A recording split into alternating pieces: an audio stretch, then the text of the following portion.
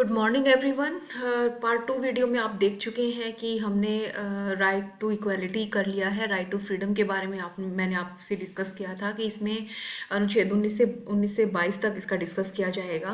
तो इसके अंदर 4 अनुच्छेद आते हैं, यानी कि 4 मौलिक अधिकार आते हैं। जो अनुच्छेद 19 में है 6 मौलिक स्वतंत्रताओं की बात करते हैं, तो ये हम अब डिस्कस करने वाले हैं।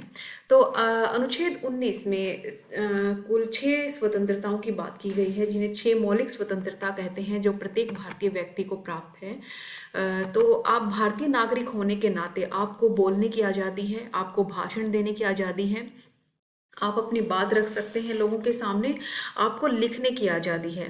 बस ध्यान ये रहे कि वो देश के विरुद्ध ना हो, या देश की जो शांति व्यवस्था उसको खराब ना करता हो, ऐसा आप बोलें या लिखें ना। तो ये बोलने की आज़ादी अनुच्छेद 1 में आती है। और प्रेस की स्वतंत्रता जो है वो भी अनुच्छेद इसी के अंदर आती है, अनुच्छेद 1 में। देखिए, अब बोलने की स्वतंत्रता और लिखने की स्वतंत्रता हो गई अनुच्छेद 1 में। अब आते हैं अनुच्छेद 2 में, जिसमें है हमें भारतीय नागरिक होने के नाते शांतिपूर्ण तरीके से कहीं भी सभा करने की आज़ादी है, सभाएं करने की या फिर संगठित होने की आज़ादी है।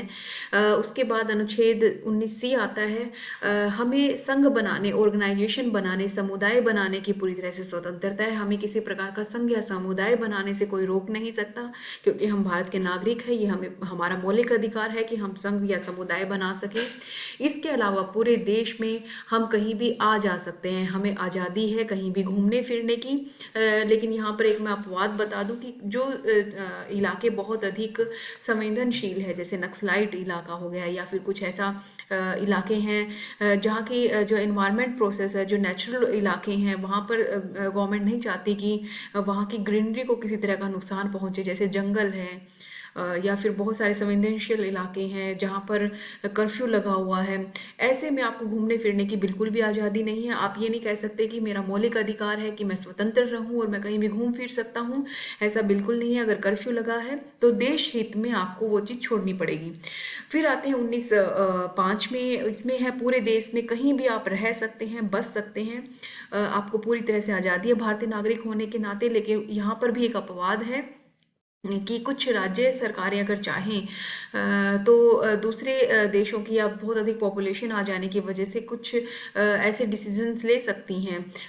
या इसके अलावा जैसे कि हिमाचल प्रदेश का अगर हम एग्जांपल लें, तो हम वहाँ पर हम ज़मीन नहीं खरीद सकते हैं, क्योंकि वहाँ की गवर्नमेंट ने ये रूल बना रखा है कि सिर्फ हिमाचल का जो व्यक्ति है वही वहाँ की ज़मीन खरीद या बेच सकता है।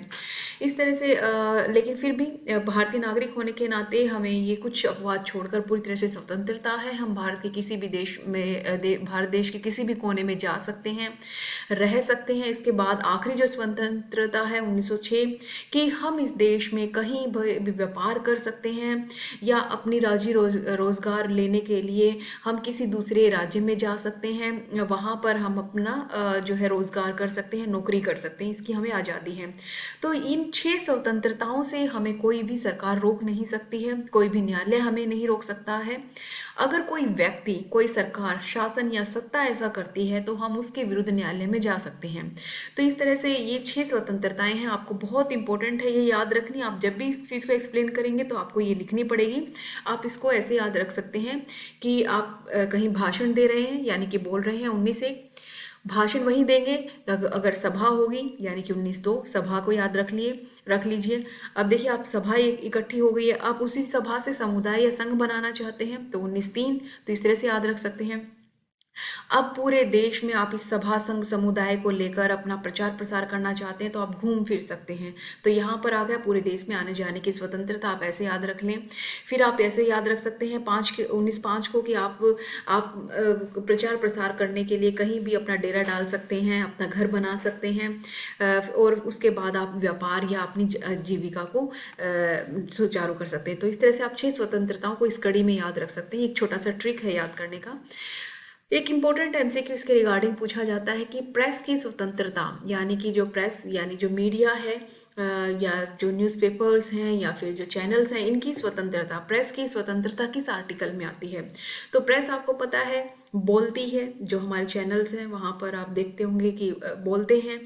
आप न्यूज़पेपर पढ़ते हैं तो वहाँ लिखने की है। तो आपको पता है कि अभी मैंने बताया था कि बोलने और जो लिखने की स्वतंत्रता है 19(1) में मिलती है। तो इसका आंसर क्या हुआ? अगर कभी एमसीक्यू में पूछ ले कि भारत में प्रेस की स्वतंत्रता कहाँ से आती है, तो 19(1) से, अनुच्छेद 1901 से मिलती है। अब आते हैं अनुच्छेद 20 के ऊपर। अनुच्छेद 20 जो क्या कहता है, ये बहुत ही इम्पोर्टेंट एक अनुच्छेद है। ये कहता है कि अपराध की दोष सिद्धि के विषय में संरक्षण। मान लो अपराध की दोष सिद्धि, यानी कि अपराध जो किया है वो वास्तव में किया है या नहीं, उससे रिलेटेड ये अनुच्छेद है। सबसे पहले मैं आपको एक चीज़ बता देना चाहती हूँ, अपराधी कौन होता है। जब तक किसी व्यक्ति पर किसी न्यायालय द्वारा ये आदेश या अपना निर्णय न दे दिया जाए कि इस व्यक्ति ने अपराध किया है, तब तक, उससे पहले तक वो अपराधी नहीं कहलाएगा। अगर कोई पुलिस जो है किसी व्यक्ति को पकड़ कर ले जाती है, अपनी कस्टडी में रखती है, तो वो व्यक्ति अपराधी नहीं है, उसे अपराधी नहीं कह सकते। फिर से रिपीट कर रही हूँ, अपराधी कब होगा वो, जब न्यायालय ये डिसीजन दे देगी। तो ऐसे में कुछ सुरक्षाएं दी गई है कि पुलिस की कस्टडी में रहते हुए व्यक्ति जो है अपने आप का दोष सिद्धि कर सकता है, अपने आप को दोष मुक्त करने की विभिन्न जो है प्रक्रियाएं पूरी कर सकता है। यानी एक व्यक्ति को पूरी तरह से इस चीज़ की स्वतंत्रता दी गई है। सबसे पहले इसमें 2-3 बातें आती हैं जो आपको याद रखनी है कि कोई भी जो व्यक्ति है, किसी भी व्यक्ति को एक अपराध के लिए 2 बार सज़ा नहीं दी जा सकती। मान लो कि 2005 में सबसे पहला मैं आपको बता देती हूँ। सबसे पहले में कहा गया कि किसी व्यक्ति को उस समय तक अपराधी नहीं ठहराया जा सकता जब तक कि उसने अपराध के समय लागू किसी कानून का उल्लंघन न कर दिया हो। यानी कि अपराधी वही है, उसको तभी गिरफ्तार किया जा सकता है किसी अपराध में जब उसने किसी कानून का उल्लंघन कर दिया हो। ऐसा नहीं कि पहले कानून तो बना है 2005 में, व्यक्ति ने अपराध किया था 2003 में, हालांकि उस टाइम वो अपराध कहलाता ही नहीं था क्योंकि उस अपराध के लिए कानून 2005 में बना है। तो इस हिसाब से क्या हुआ कि वो व्यक्ति अपराधी नहीं कहलाएगा जब तक, हाँ, 2005 में कानून बनने के बाद अगर 2006, 7, 2020 तक कोई व्यक्ति वही अपराध करता है तो उसे क्या कहा जाएगा, उस व्यक्ति को अपराधी कहा जाएगा। अब इसको एक एग्जाम्पल के थ्रू हम समझते हैं। मान लीजिए 2005 में ये एक रूल आ गया कि जो भी गाय की हत्या करेगा उसको 20 वर्ष की सजा होगी। मान लीजिए, एक एग्जाम्पल के तौर पे लेते हैं, उस व्यक्ति को 20 वर्ष की सजा होगी। 2005 में ये रूल आ गया। अब जो है 2003 में किसी व्यक्ति ने गाय की हत्या की और आप पहुंच जाओ कि ये जो फलाना मेरा पड़ोसी है इसने गाय की हत्या की थी 2003 में, तो अब इसको सजा दो, क्योंकि अब तो ये कानून आ गया कि 20 साल की सजा मिलेगी जो गाय की हत्या करता है। तो ऐसे मामले में उस व्यक्ति को अपराधी नहीं माना जाएगा, क्योंकि उसने जब अपराध किया था उस टाइम ये कानून था ही नहीं। कानून नहीं था तो कानून का उल्लंघन ही नहीं हुआ। तो अपराधी कब होगा, जब कानून का उल्लंघन होगा। यानी कि अगर वही व्यक्ति 2003 में गाय की हत्या करने की बजाय 2006 में कर देता हत्या, तो वो क्या होता, अपराधी होता, क्योंकि 2005 में कानून बन चुका है। इसी तरह से एक और इम्पोर्टेंट चीज़ इसमें एक पॉइंट आता है कि किसी भी व्यक्ति को एक ही अपराध के लिए 2 बार सजा नहीं दी जा सकती। फॉर एग्जाम्पल, इसी एग्जाम्पल को हम गाय की हत्या वाले एग्जाम्पल को लेके चलते हैं। मान लीजिए कि एक व्यक्ति ने गाय की हत्या कर दी। 2005 के कानून के अनुसार गाय की हत्या करने की सजा कितनी है, मान लो 20 वर्ष है। अब उसको सजा काटते हो गए हैं 5 साल। 2010 में एक और नया कानून आ जाता है कि अब कोई गाय की हत्या करेगा तो उसको फांसी दी जाएगी। अब आप कहोगे कि जो व्यक्ति सजा भुगत रहा है उसको तो फांसी मिलेगी, लेकिन ऐसा नहीं है। जिस व्यक्ति ने एक बार जो सजा मिल चुकी है, 20 वर्ष की मिल चुकी है उस अपराध के लिए, तो अब उसे फांसी की, सेम उसी अपराध के लिए फांसी की सजा नहीं दे सकती। यानी कि एक अपराध के लिए 2 सजाएं नहीं मिल सकती है, वो अपनी पहली ही सजा को भुगतेगा। और तीसरा इसमें इम्पोर्टेंट चीज़ आती है कि व्यक्ति जो है कोई अपने विरुद्ध गवाही देना चाहे न्यायालय में, तो वो गवाही मानी नहीं जाएगी। मान लो कि किसी ने हत्या कर दी और वो न्यायालय में चीख चीख कर कह रहा है कि हाँ मैंने ही हत्या की है, तो उस व्यक्ति को अपराधी नहीं माना जाएगा। क्योंकि हमारी जुडिशरी का, हमारी न्याय प्रणाली का एक मोटो है कि सबसे पहले तह तक जाएं और ये सिद्ध करें कि व्यक्ति वास्तव में अपराधी है या नहीं है। तो इसके लिए चाहे व्यक्ति खुद भी गवाही दे रहा हो तब तक मान्य नहीं होगी जब तक उसके खिलाफ सबूत ना हो कि उसी ने ये हत्या की है। मैं बता रही थी कि हमारी जुडिशरी का मोटो है कि चाहे 100 गुनहगार बच जाए लेकिन बेगुनाह को सजा नहीं होनी चाहिए। इसलिए हर व्यक्ति को पूरे तरह से अधिकार है कि वो अपने अपराध की दोष सिद्धि जो है उसको कर सके। फिर आते हैं आर्टिकल 21 में। Article 21 is also very important, right to protection of life and personal liberty. व्यक्ति को यह अधिकार है कि वो अपने व्यक्तिगत स्वतंत्रता और जीवन की सुरक्षा रख सकता है। किसी भी व्यक्ति को उसके जीवन से, उसकी दैहिक स्वतंत्रता, फिजिकल तौर पे उस किसी भी व्यक्ति को तब तक कोई सजा नहीं दी जा सकती जब तक विधि द्वारा स्थापित प्रक्रिया के अनुसार ये सिद्ध ना हुआ हो। मैं एक बार फिर से आपके सामने रिपीट कर देती हूँ।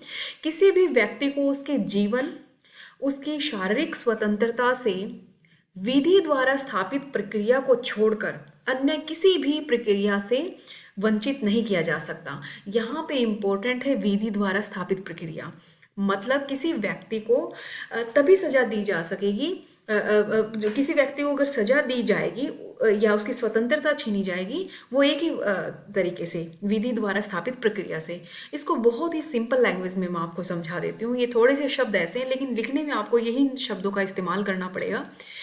कोई भी व्यक्ति है, मान लो किसी व्यक्ति को फांसी की सजा दे दी गई है, तो उस व्यक्ति को फांसी की सजा यानी कि फांसी की सजा मिलने का मतलब है कि व्यक्ति की स्वतंत्रता खत्म हो चुकी है। अब उसे अपनी लाइफ का कोई प्रोटेक्शन नहीं मिलेगा, उसके जीवन का संरक्षण नहीं मिलेगा, ना ही उसकी कोई पर्सनल लिबर्टी होगी, कोई उसकी व्यक्तिगत आज़ादी होगी, क्योंकि अब उसे जो है कानून ने क्या दे दी है, फांसी की सजा। अब कानून ने फांसी की सजा अपनी तरफ से तो दी नहीं है, उसने अपराध किया तो अपने आप ही जजेस बैठे और सोचा कि नहीं इसको फांसी दे देते हैं, नहीं इसको क्या करेंगे, उम्र कैद दे देते हैं। नहीं, एक्चुअल में विधि द्वारा स्थापित प्रक्रिया का मतलब होता है जो कानून की किताब में लिख दिया गया है आप उसी अनुसार सजा देंगे। अगर कानून की किताब में ये लिखा गया है कि एक व्यक्ति अगर किसी की हत्या कर देता है तो उस व्यक्ति को बदले में फांसी की सजा मिलेगी। ऐसा नहीं है कि जज अपने आप से ही बैठ के अरे इसने हत्या की चलो कोई नहीं 20 साल की सजा, ऐसा नहीं हो सकता। विधि में, कानून में जो लिख दिया गया उसी स्थापित प्रक्रिया द्वारा उस व्यक्ति को सजा दी जाएगी। अब आप यहाँ पर बहुत इंपॉर्टेंट है, इंटरव्यूज में, एमसीक्यूज में और कॉम्पिटिटिव एग्जाम में बहुत बार पूछा जाता है कि विधि द्वारा स्थापित प्रक्रिया है क्या। ये हमने ब्रिटेन से लिए हैं और मैं फर्स्ट चैप्टर की वीडियो में इसको अच्छे से एक्सप्लेन भी कर चुकी हूँ। विधि द्वारा स्थापित प्रक्रिया होती है और एक होता है कानून की उचित प्रक्रिया। इनको इंग्लिश में मैं बता दूँ, ड्यू प्रोसेस ऑफ लॉ और प्रोसीजर इस्टेब्लिश्ड बाय लॉ। हम इस्तेमाल करते हैं ब्रिटेन के दिया हुआ प्रोसीजर इस्टेब्लिश्ड बाय लॉ, और अमेरिका में क्या इस्तेमाल होता है, ड्यू प्रोसेस ऑफ लॉ, यानी कानून की उचित प्रक्रिया। अब इसको कैसे दोनों को समझेंगे। मान लो अमेरिका में एक जज किसी व्यक्ति को सजा सुना रहा है और सजा किसी व्यक्ति को सुनते वक्त अपराधी का पता चलता है कि इस व्यक्ति ने गरीबी में आकर किसी की जो है चोरी कर ली है, 50,000 रुपये चुरा लिए हैं किसी व्यक्ति के गरीबी में आकर अपने बच्चों का पेट पालने के लिए। अब कानून की किताब में तो ये लिखा है जिसने चोरी की है उसको कम से कम 5 साल की सजा दो, लेकिन अमेरिका में ड्यू प्रोसेस ऑफ लॉ होते हुए वो क्या सोचेगी अमेरिकी जज कि कोई बात नहीं, थोड़ा नेचुरल प्राकृतिक कानून लेकर आते हैं यहाँ पर कि थोड़ा दया भाव दिखाते हैं, बेचारे ने गरीबी में आके सजा की तो इसको 5 की नहीं 2 साल की सजा दे देता हूँ मैं। लेकिन भारत में ऐसा नहीं है। भारत में क्या है, प्रोसीजर इस्टेब्लिश बाय लॉ। आप ये बुक में बहुत अच्छे से भी मैंने मेंशन किया है, टिक भी किया है, अंडरलाइन भी किया है, तो वहाँ जरूर देख लेना। क्या है कि प्रोसीजर इस्टेब्लिश बाय लॉ में यह है कि कानून की किताब में अगर लिख दिया है कि चोरी 50,000 रुपये की है तो उसके लिए सजा 5 साल है तो 5 साल ही मिलेगी, चाहे परिस्थितियाँ कुछ भी रही हो, चाहे वो गरीब रहा हो अमीर रहा, ये चीज़ नहीं देखी जाएगी। तो यही अनुच्छेद 21 कहता है कि जब तक विधि द्वारा स्थापित प्रक्रिया के अनुसार किसी कानून को उसने भंग नहीं किया है या कर दिया है तो उसको विधि द्वारा स्थापित प्रक्रिया के अनुसार ही सजा दी जाएगी, उसकी लाइफ और पर्सनल लिबर्टी को ले लिया जाएगा। यहाँ एक इंपॉर्टेंट एमसीक्यू मैं आपको बता देना चाहती हूँ। कई बार एमसीक्यू में पूछा जाता है आर्टिकल 21 ए या एक में क्या है। यहाँ पर शिक्षा को मौलिक अधिकार बना दिया गया है। मैं आपको पहले भी बता चुकी हूँ। 86वां संविधान संशोधन हुआ था 2002 में। उसमें शिक्षा को मौलिक अधिकार बनाया गया और ये पेरेंट्स के लिए और सरकार के लिए ये सुनिश्चित कर दिया गया कि 14 वर्ष तक जो बच्चे हैं उनको मुफ्त शिक्षा दी जाएगी। तो वो उनका मौलिक अधिकार है। उन 14 वर्ष तक के बच्चों से आप ये मौलिक अधिकार छीन रहे हैं। आपका आर्टिकल 21 आगे हम बहुत इंपॉर्टेंट है वो नेक्स्ट वीडियो में करेंगे। Thank you.